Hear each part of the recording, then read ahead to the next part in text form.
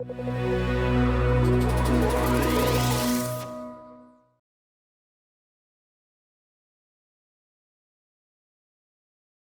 제가 띄워드린 이 자료는 그 중소벤처기업부에서 납품대금 연동제를 시행하신다고 하시면서 이제 세미나 같은 거 진행하시면서 사전에 교육하시는 명목으로 만드신 자료인데, 이 자료가 굉장히 잘 돼 있어요. 그래서 좀 참고하시면 좋을 것 같아서 제가 자료 소개도 드리고 이 자료를 기초로 해가지고 설명도 드리는 방식으로 진행을 하겠습니다.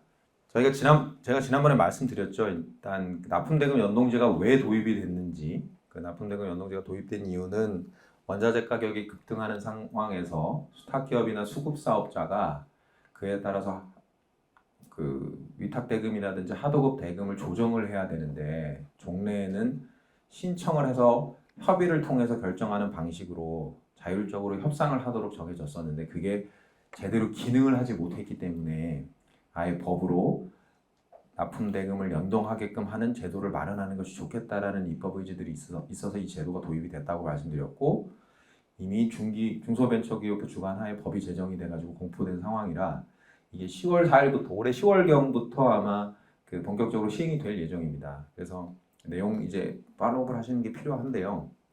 납품대금 연동제라는 거는 그 위탁기업이 수탁기업에게 물품 등의 제조, 공사, 가공, 수리 등을 위탁하고 납품대금 연동에 관한 사항을 약정서에 기재해서 수급사업자에게 발급하고 그 내용에 따라 납품대금을 조정하여 지급하는 제도입니다. 내용에서 보시는 것처럼 아시겠지만 일단은 납품대금 조정과 관련한 일련의 요건들이나 내용들을 당사자들이 합의해서 약정서에 기재하도록 하고요. 그거를 지켜라 라는 취지로 얘기하고 있는 제도인 걸로 이해하시면 될 것 같고, 꼭 원자재 가격이 올라서 납품대금을 올려야 되는 상황뿐만 아니고 반대로 원자재 가격이 낮아지면 그에 연동해서 납품대금이 낮아지는 것도 정할 수는 있는 겁니다.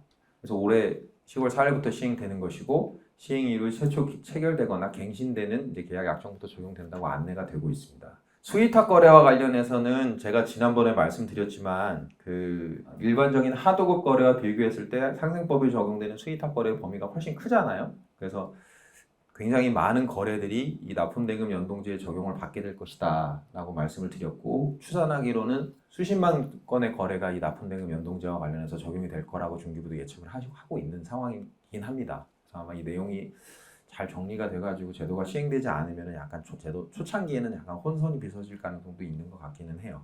일단 뭐 이 내용 납품대금 연동제와 관련된 자세한 내용들 뭐 여기서 다 강의 드릴 수는 없고 주요 내용만 좀 찝어가면서 말씀을 드리겠습니다. 일단 주요 원재료라고 하는 것은 납품대금에서 10% 이상을 차지하는 원재료를 말합니다. 그럼 납품대금이라는 것은 기본적으로 위탁기업이 수탁기업에게 위탁을 하면서 약정한 금액을 말하고, 계속적 거래를 한다 그랬을 때는 1회 발주 금액이 아닌 한 건의 계약당 총 납품대금을 기준으로 해서 총 모수가 되는 금액인 납품대금을 정하고, 그 중에 10% 이상을 차지하는 원재료가 주요 원재료로 포함이 될 수가 있습니다. 근데 이제 원재료가 뭐냐? 이게 이제 좀 중요한데, 원재료는 물품 등의 제조를 위해 필요한 재료로서 원료와 재료를 포괄하고 천연재료, 그 화합물, 가공물, 중간재 등도 포함한다. 근데 이에 한정하진 않는다. 이렇게 정하고 있습니다. 그러니까 일반적으로 우리가 직관적으로 이해하는 이런 뭐 천연재료라든지, 예를 들어서 뭐 자동차 모듈을 만든다 그러면 만들어내는데 필요한 철광석도 원재료일 수 있는데, 그건 말 그대로 천연재료잖아요. 철광석도 원재료일 수 있는데 그게 아니고 완성차 기준으로 보면 중간재, 그러니까 모듈, 철광석을 가공해가지고 만들어낸 중간 모듈 제품도 이제 중간재에 포함될 수 있죠. 이런 것들도 원재료의 개념에 들어갈 수는 있습니다. 그리고 노무비와 경비도 주요 원재료의 범위에 포함되느냐?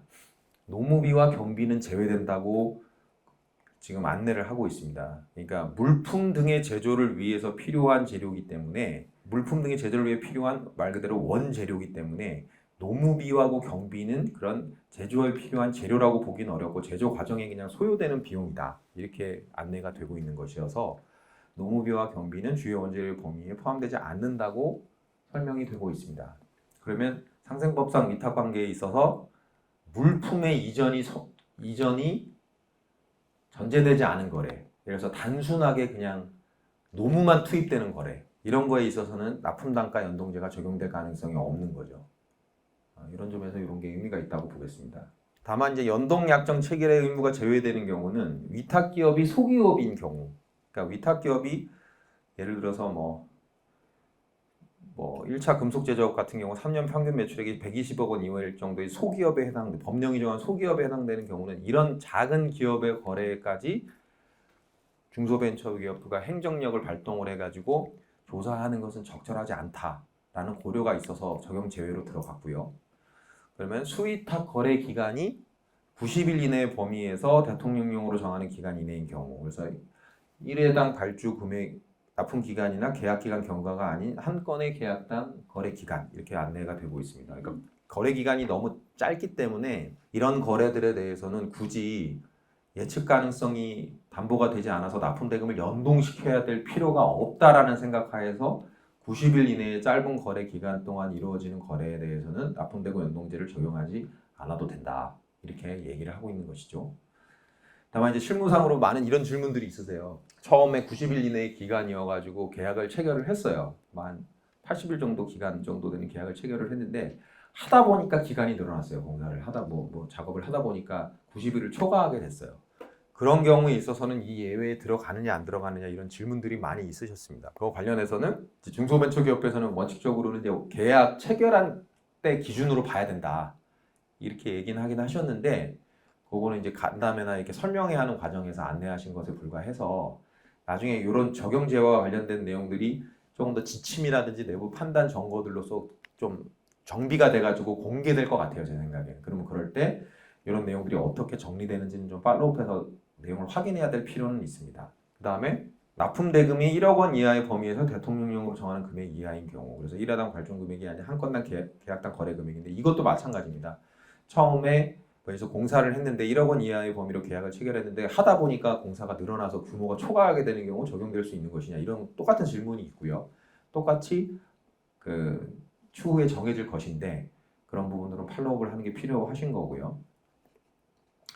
위탁기업과 수탁기업이 납품대금 연동을 하지 아니하기로 합의한 경우 다만 그 취지와 사유를 약정서에 명확하게 기재하여야 한다 이렇게 규정을 하고 있습니다. 다만 이제 이 법령은 지금 취지와 사유를 명확하게 기재해야 된다 이렇게 돼 있는데 이 규정이 자칫 잘못하면 어디랑 연관이 되냐면 이제 탈법행위랑 같이 연관이 됩니다. 그러니까 위탁기업이 힘이 센 위탁기업이 수탁기업을 상대로 해가지고 납품대금 연동하지 말자라고 얘기해가지고 둘이 합의를 해요. 그러면 외형상 합의서는 있지만 실질적으로 이 법의 적용을 잠탈하기 위해서 탈법행위의 목적을 달성하기 위해서 그렇게 힘을 발동했을 것이라는 생각이 들기 때문에 규제 대상이 될 수도 있는 거죠. 그러니까 이 탈법행위로 오해받지 않도록 잘 합의를 해야 되는데 그러려면은 어떤 요건을 갖춰야 되는가가 중요하게 생각이 될 수가 있죠. 근데 그와 관련해서 법령은 지금 취지와 사유를 명확하게 기재해야 될 정도라는 정도로만 기재를 해놔서 약간 실무상 운용을 할 때는 좀 어려움이 있을 수 있습니다. 다만 일견 예견할 수 있는 부분은 취지와 사유로 관련해서 어떤 부분을 예견할 수 있냐면 지금 안내하는 것도 그런 부분이 있는데 수탁기업 입장에서 내가 당신한테 어떤 거를 납품을 하려고 그러면은 원재료가 이렇게 들어갑니다. 그래서 이 부분에서 주요 원재료 10% 이상의 범위를 차지하는 주요 원재료를 정하려면 요거가 주요 원재료가 돼야 됩니다라고 얘기를 하게 되면 수탁기업 입장에서는 자신의 원가 정보가 위탁기업에게 제공된다라는 생각을 할 수가 있어요. 그러면 나는 납품대금 연동제 적용을 받는 것보다 나의 원가 관련 정보를 보호하는 게 더 필요하다. 그렇기 때문에 나는 납품대금 연동제를 적용받길 원하지 않는다. 라고 얘기하는 경우는 그 취지와 사유가 기재된 정당한 그 납품대금 연동 적용 제외 합의에 해당될 수 있다고 보고 있습니다. 지금 중소벤처기업부도. 그래서 그런 경우 이런 약간 수급사업자 입장에서 봤을 때 더 말해서는 이제 수탁기업 입장에서 봤을 때 합리적으로 예상될 수 있는 그런 부분들을 약정서에 정확하게 기재해서 그 취지와 사유를 잘 소명할 수 있어야 된다는 점이 중요하게 고려되어야 된다 이렇게 말씀드립니다. 그래서 이렇게 지금 안내는 하고 있어요. 제가 말씀드렸듯이 위탁기업이 연동제를 시행하지 않기로 합의하여 거래를 유지하겠다는 경우는 어떻게 해야 되는가? 이 경우에 탈법행위 가능성이 있다. 예를 들어서 이런 경우를 상정할 수 있습니다. 어떤 기업이 그 거래를 하려고 해요. 수탁 기업하고 거래를 하려고 하는데 거래 개시 조건으로 이런 걸 내거는 겁니다. 납품대금 연동제에 적용을 하지 않기로, 그러니까 나랑 거래를 하려면 납품대금 연동제 적용을 받아들이면 안 된다라는 것을 조건으로 아예 삼는 거예요. 그래가지고 하는 경우, 이런 경우에 있어서는 이게 과연 정당한 합의 내용이라고 볼 수 있겠는가에 대해서 중소벤처기업은 원칙적으로 그런 경우는 탈법행위에 해당할 가능성이 높다. 이렇게 안내하고 있고, 지금 이것도 그런 같은 맥락에서 보시면 됩니다. 위탁기업이 연동제를 시행하지 않기로 합의해야 거래를 유지하겠다고 하는 경우에는 이거는 탈법행위에 해당될 가능성이 있다라고 안내를 하고 있고요. 그리고 탈법행위를 한 위탁기업에는 5천만 원 이하의 과태료와 개선요구, 시정조치 등이 부과될 수 있다. 그리고 수탁기업은 이 경우 신고센터를 통해서 중기부 장관에게 분쟁 조정을 신청할 수 있다. 이렇게 안내를 하고 있습니다. 이건 6페이지부터는 이제 연동 약정서의 법정 기재 사항인데요. 지금 제가 지금 강의 드리는 요 PPT 외에 중소벤처기업부 이제 웹사이트나 아니면은 다른 자료들을 보시면 중소벤처기업부에서 납품대금 연동제를 시행하기 위해서 이만한 형태의 책자를 하나 만들었어요. 납품대금 연동제와 관련한 가이드라인이라는 형태로 책자를 하나 만들었습니다. 그리고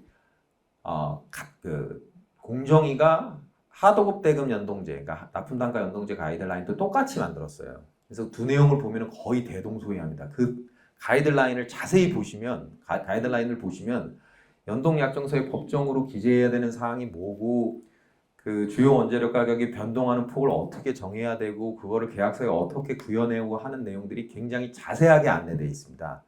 그래서 나중에 관련 업무를 진행하시거나 또 계약서에 막상 어떻게 기재를 해야 되는지가 궁금하실 때는 그 가이드라인에 기재된 내용을 참조하시면 될 것 같아요.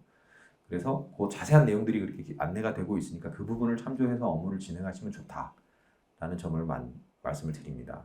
그래서 이렇게 샘플들이 있어요. 그래서 납품대금 특별약정서는 어떻게 하면 된다, 이런 것들이 다 샘플들이 있기 때문에 이걸 참조로 하시면 될 것 같다, 이렇게 얘기 드립니다. 실무상 이슈 요거 하나만 말씀드릴게요.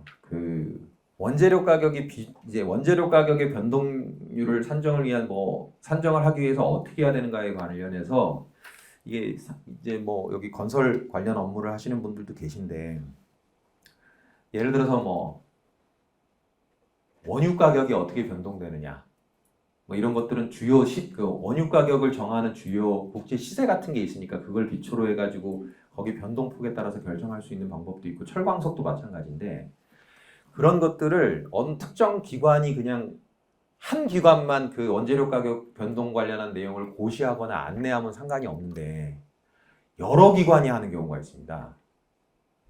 협회도 여러 협회가 있을 수 있고, 그거 관련된 물가지수나 이런 것들을 공표하는 기관이 여러 기관이 있을 수 있는데, 그러면 어느 기관의 지표를 가지고선 고려를 해야 되는지 여부가 실무상으로 좀 고민이 될 수가 있어요. 왜냐면 각각 기관들이 발표하는 수치가 약간씩 다르고 크게 차이 나는 경우도 있기 때문에 과연 어느 기관의 수치를 가지고서 정해야 되는가라는 것이 문제될 여지가 있는데, 그거와 관련해서는 아직 우리 중소벤처기업부도 명확한 기준을 정리한 것 같지는 않습니다. 그래서 제 그냥 추측으로는 당사자들이 합의를 해서 특정 기관에 정한 수치를 원용을 한다 그러면은 그거를 잘못했다라고 보기는 어려울 것 같은데, 그 쟁점도 여전히 지금 실무상 제도가 안착되기 전까지는 좀 펜딩돼 있는 쟁점이기 때문에 나중에 제도가 안내되거나 본격적으로 시행될 때는 이런 이슈가 있을 수도 있으니까 이 지수를 적용하는 게 적정한 것입니까? 라는 형태의 약간 질문이라든지 안내를 받고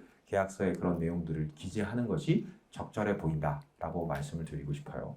그렇습니다. 이 정도로 보시면 되고, 그 다음 이 예외 사유와 관련해 가지고 법위반시 제재와 관련해서 조금 안내드리면, 예외 사유에 해당하지 않음에도 불구하고 약정서의 연동에 관한 사항을 적지 않고 서면을 발급하는 경우에는 1천만 원 이하의 과태료가 부과되고, 중기부는 개선 요구라는 걸 할 수 있습니다.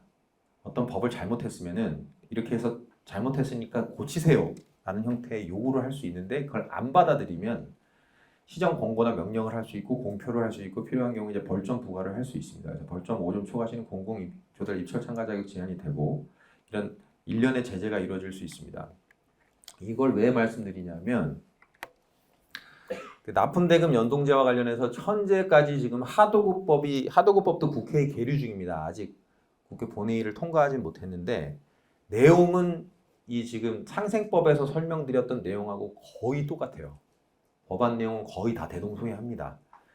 다만 약간의 차이가 있는 부분이 뭐냐면 법 위반 시에 제재를 어떻게 할 거냐와 관련된 부분만 차이가 있는데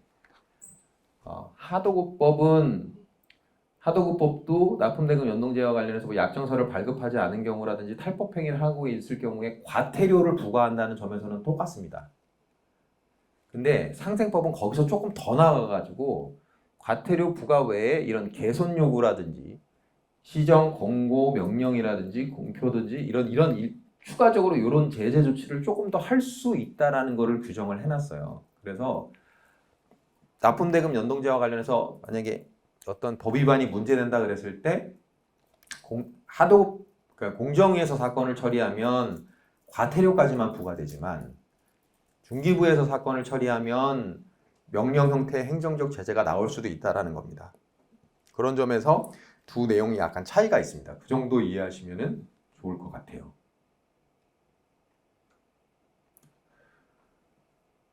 네, 여기도 마찬가지로 탈법, 아까 말씀드렸듯이 약정서에 발급을 안 하는 형태가 되면 그건 그냥 1,000만 원의 과태료인데 여기 탈법 행위를 하게 되면은 이때는 5천만 원 이하의 과태료여서 좀 더 과태료 금액이 높고 그 다음에 마찬가지로 이런 제재를 별도로 할 수 있다라는 점을 안내를 드리고 있습니다. 이 정도 보시면 될 것 같고요. 아까도 말씀드렸지만 자세한 내용은 그 가이드라인을 보시면 관련된 내용이 아주 상세하게 소개되고 있기 때문에 내용을 참조하시면 좋을 것 같습니다.